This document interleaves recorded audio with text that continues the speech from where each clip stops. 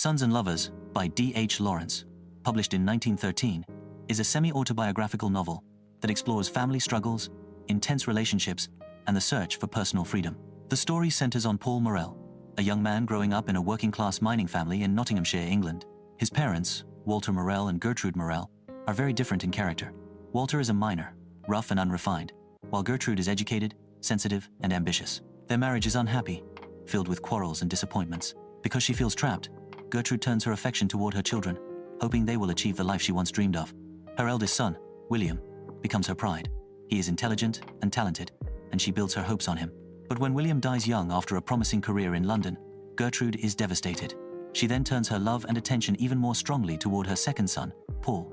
Paul is artistic, thoughtful, and delicate, very different from his father. He grows up under his mother's strong influence, sharing her emotions and ambitions. Their bond becomes unusually deep, shaping his entire life.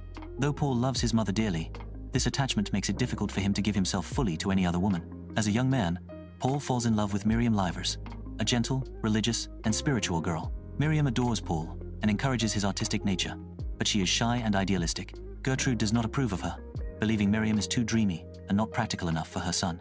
Torn between his mother and Miriam, Paul cannot commit completely, and their relationship suffers. Later, Paul becomes involved with Clara, a passionate and independent woman who is separated from her husband.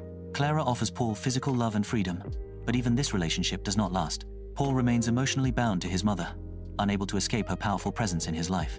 Gertrude eventually becomes seriously ill.